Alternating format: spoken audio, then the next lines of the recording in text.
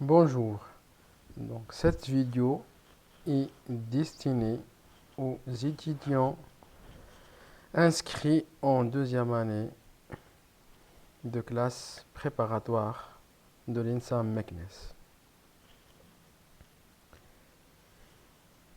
Il s'agit de l'élément de module qui s'intitule Réduction des endomorphismes et algèbre bilinéaire. Les responsables du cours de cet élément de module sont moi et Monsieur Taqili. L'objectif de cette première vidéo est de vous expliquer donc via les slides que on vous a déjà envoyés via la plateforme de l'INSAM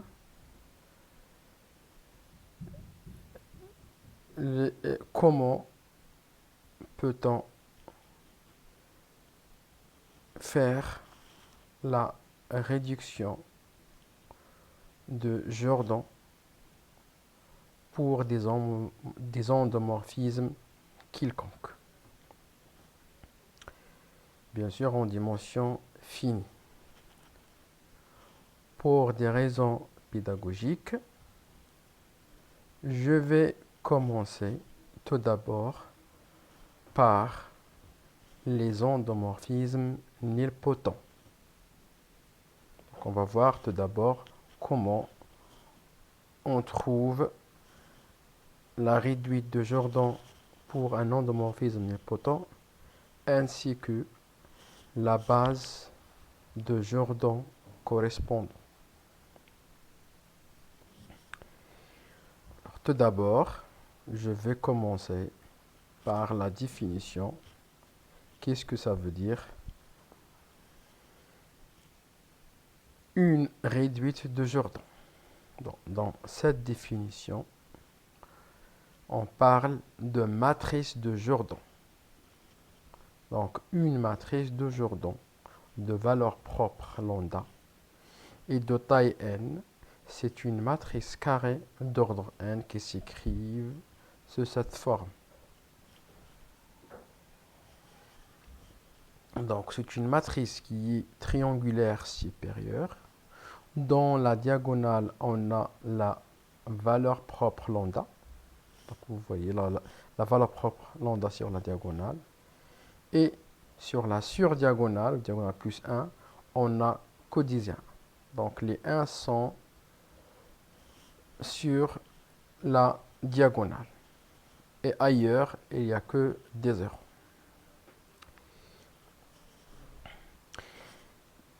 Par contre, une réduite de Jordan, c'est une matrice qui est formée par bloc de matrice de Jordan. C'est-à-dire, donc là je vais à deux exemples. Donc là on a le premier exemple d'une réduite de Jordan. Donc ça c'est une réduite de Jordan qui est constituée par 4 blocs de matrice de Jordan. Donc chaque matrice de Jordan, je répète, une matrice de Jordan, elle est associée à une seule valeur propre. Une réduite de Jordan, par contre, elle est constituée par plusieurs matrices de Jordan. Donc il peut y avoir dans la diagonale plusieurs valeurs propres. Donc là, vous avez par exemple une réduite de Jordan qui est formée par 4 blocs de matrices de Jordan. Là, une matrice de Jordan d'ordre 1 pour la valeur propre 2. Là, une matrice de Jordan d'ordre 2 pour la valeur propre 3. Et là, c'est une matrice de Jordan d'ordre 3 pour la valeur propre 1. Et là aussi, une matrice de Jordan pour la valeur propre 1. Attention, on peut avoir une réduite de Jordan pour la même valeur propre. Et, par exemple, l'exemple 2, il est formé par 4 matrices de Jordan pour la même valeur propre 2. Quand j'ai dit une matrice de Jordan, donc là, puisqu'on n'a que 2, on ne peut pas dire que ça c'est une matrice de Jordan. Parce que là, il y a des zéros, là, dans la surdiagonale. Donc, une matrice de Jordan, dans la surdiagonale, on a des 1. Donc, le nombre de 1 qui sont successives, c'est exactement n-1. Là, une matrice d'ordre n. Donc, on dit que une matrice, il est matrice de Jordan d'ordre n. Il faut que le nombre de 1 successives soit n-1. Donc, on revient ici. Donc là, c'est une matrice de Jordan d'ordre 2, parce que le nombre de 1 successives, c'est 2 moins 1, c'est 1. Là, c'est une matrice de Jordan d'ordre 1, parce que le nombre de 1 successives, c'est 1 moins 1, c'est 0. Là, c'est pareil, c'est une matrice de Jordan d'ordre 3, parce que le nombre de 1 qui sont successives, c'est 3 moins 1, c'est 2. Et ainsi de suite. On continue. Alors, le théorème suivant, c'est un théorème très important. Et on peut considérer ce théorème ou bien la démonstration de ce théorème comme la méthode la plus pratique de trouver la réduite de Jordan et la base correspondant pour trouver la forme de Jordan pour n'importe quel endomorphisme U. Alors, ce théorème dit que si vous avez un endomorphisme sur un espace de dimension finie, dont son polynôme caractéristique il est scindé sur K, donc scindé ça veut dire que les racines sont dans le corps K, comme on a déjà vu, cet endomorphisme est trigonalisable. Donc ça veut dire qu'il existe une base dans laquelle la matrice est triangulaire supérieure. Alors là, on dit que la forme de cette matrice qui est triangulaire, elle va avoir la forme spécifique et cette forme, c'est exactement une réduite de Jordan. Ça veut dire que il va exister une base convenable dans laquelle la matrice de cet endomorphisme va être une réduite de Jordan. Donc, une remarque concernant donc, les réduites de Jordan.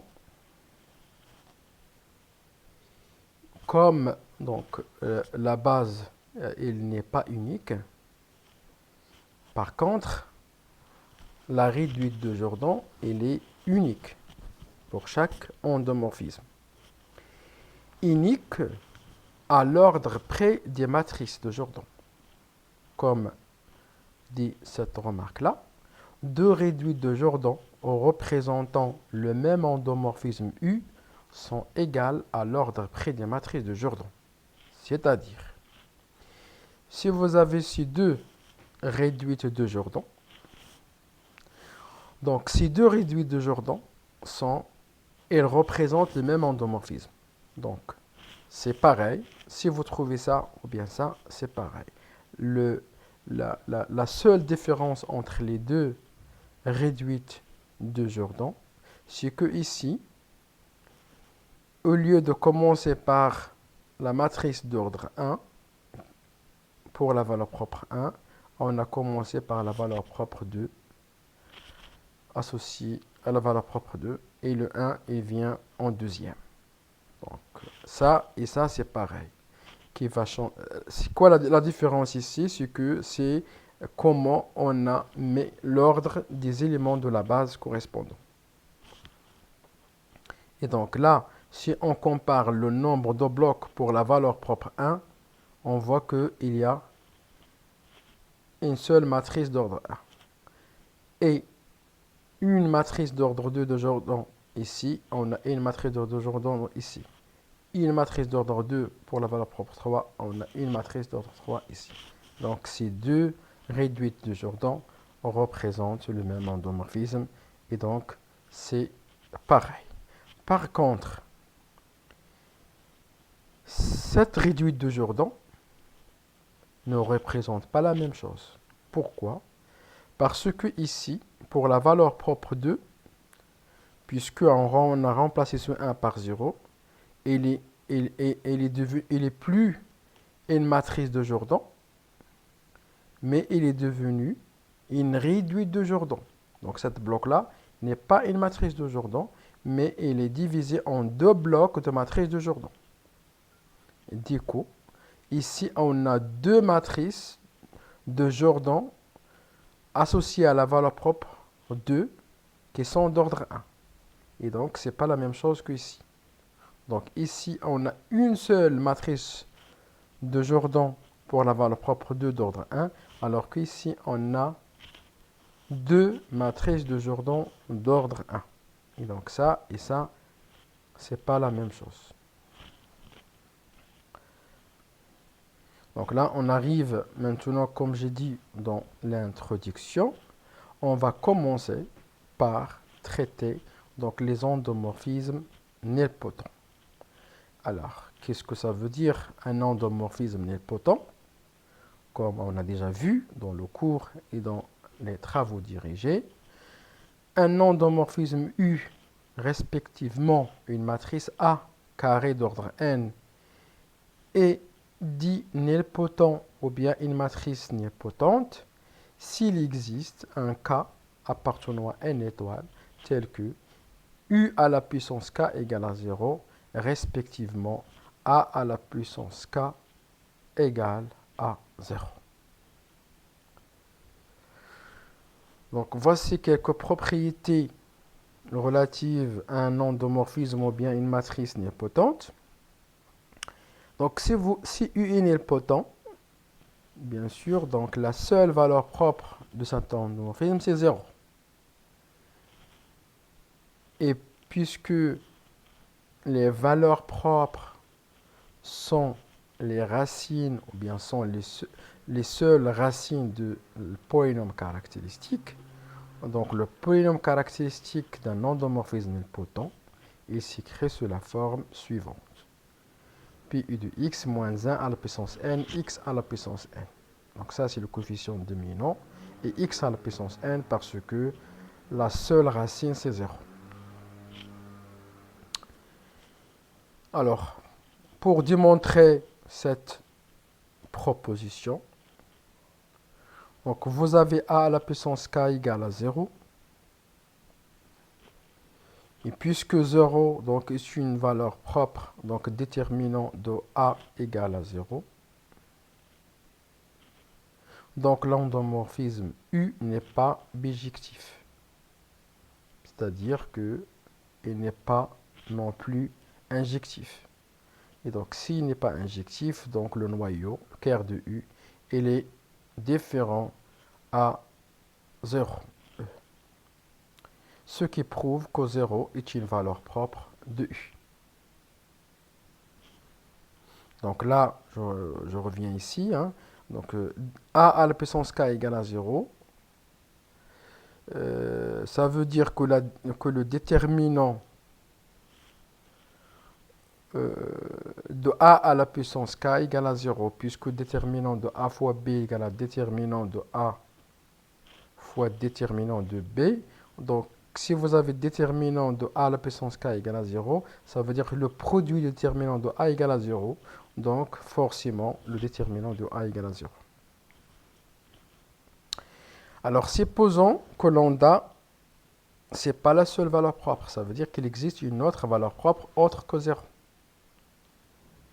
Il existe donc, d'après la définition de la valeur propre, qu'il existe un x non nul tel que i de x égale à lambda x. On a donc, par récurrence sur n, pour tout n, un de x égale à lambda n x. Et ça, on l'a déjà fait. Donc, c'est le premier exercice des TD. On a montré que si lambda est une valeur propre de u, alors lambda à la puissance n est une valeur propre de u aussi, associée au même vecteur propre x. Or, u ici est posé nilpotent, donc u à la puissance n égale à 0, et donc x, donc on a i à la puissance k égale à 0, donc lambda à la puissance n de x égale à 0, et puisque on a supposé que lambda est différent des autres, donc x il va être, donc lambda égale à 0. Donc, puisque x est différent de 0, pardon, parce que x est un vecteur propre, ce qui implique que lambda à la puissance k égale à 0, et donc lambda, il va être égal à 0, donc 0 est la seule valeur propre. Et par conséquent, le polynôme caractéristique égale à moins 1 à la puissance n, x à la puissance n. Donc maintenant, on va commencer la démonstration des théorèmes précédents. Donc, on va tout d'abord énoncer donc le lemme suivant, le lemme 1, qui dit que si vous avez un endomorphisme nilpotent d'indice de nilpotent P égale à 1 de U, donc l'indice de nilpotent, ça veut dire que U à la puissance P égale à 0 et U à la puissance P moins 1 est différent à 0. Donc c'est ça qu'on appelle l'indice de nilpotence.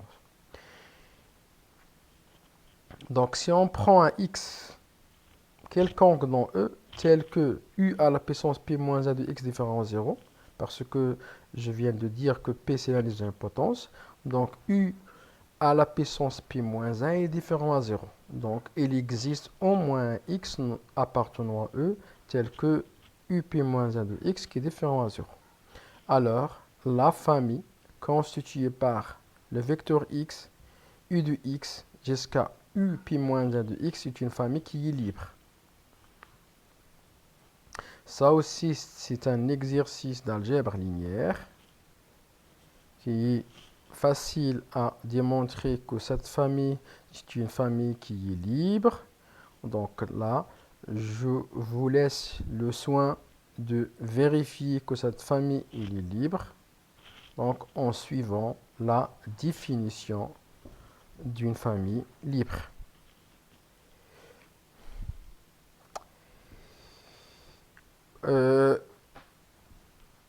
Ensuite, on a le corollaire suivant qui dit que l'indice de nilpotence il est toujours inférieur ou égal à la dimension de E. Pourquoi ça? Tout simplement parce que le cardinal de la famille qui est libre égale à l'indice de nilpotence. Vous voyez ici, le cardinal de cette famille-là égale à exactement P, et P c'est l'indice de nilpotence.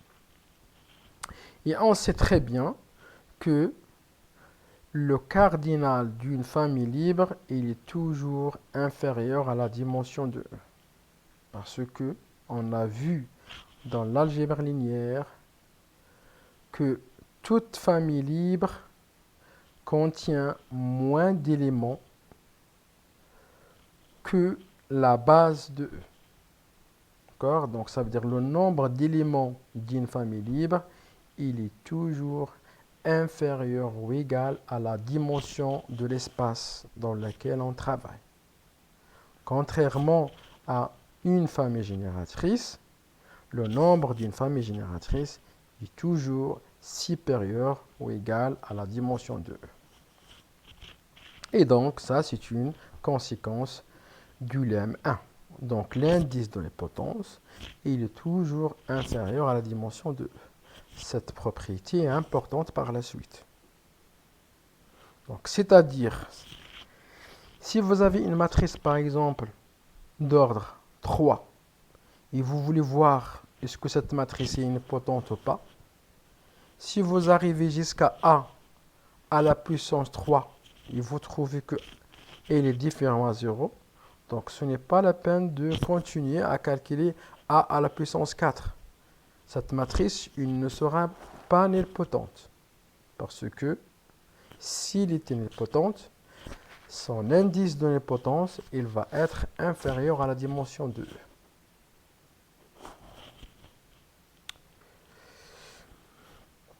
Donc, on va traiter cas particulier.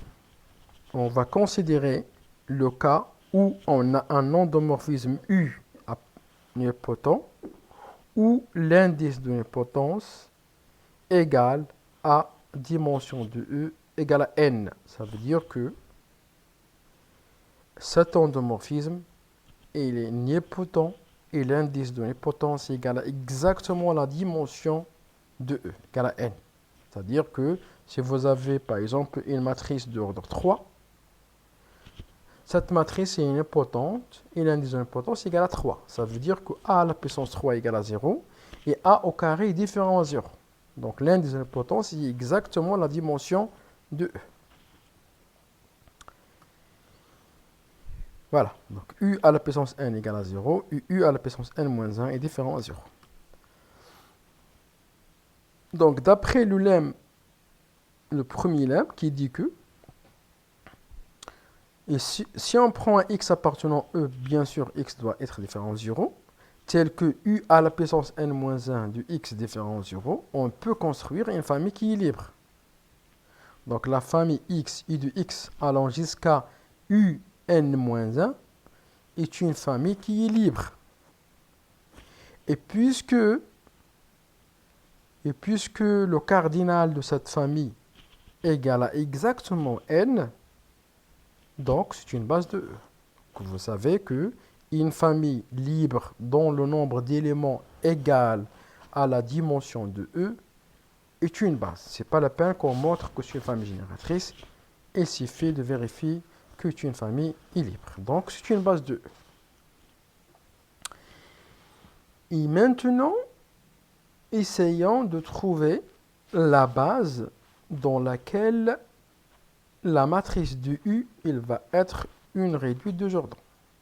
Donc si on choisit la base UN-1 de x, UN-2 de x jusqu'à U de x et x, la matrice sur cette base-là, donc c'est-à-dire si on commence en bas jusqu'en haut, donc là on inverse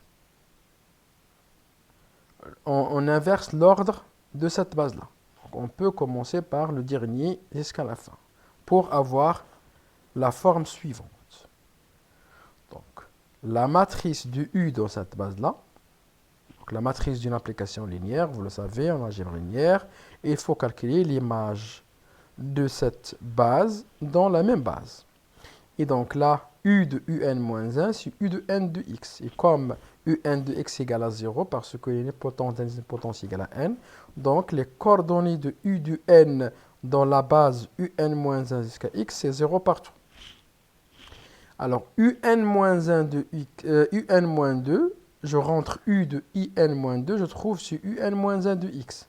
Et donc, UN-1 de X, elle est là. Donc, je mets 1 devant UN-1 de X. Donc, ça veut dire que les coordonnées de U de UN-2, c'est 1, 0, 0 partout. Et ainsi de suite, jusqu'à arriver au dernier U de X, qui est la dernière colonne. Et là, les coordonnées de U de X dans cette base-là, c'est 0, 0, 0, jusqu'à avant dernier élément, on met 1. Et donc, ça, il s'agit d'une matrice de Jordan, pardon, parce qu'on a le nombre de 1 qui sont successives sur la diagonale, c'est n-1. Donc, c'est une matrice de Jordan, de valeur propre 0 et d'ordre n. Donc, dans le cas où l'endomorphisme ou bien la matrice est nilpotente d'ordre n, la base de Jordan ainsi que la matrice de Jordan est très facile à trouver. Il n'y a rien à faire. Il suffit de trouver un x appartenant à E tel que un de x différent 0 ou bien un de x différent 0 et vous pouvez construire facilement votre base dans laquelle la matrice elle sera une matrice de Jordan qui s'écrit sous cette forme-là. Donc ce cas particulier, il est facile. Donc la jordanisation, c'est très trivial.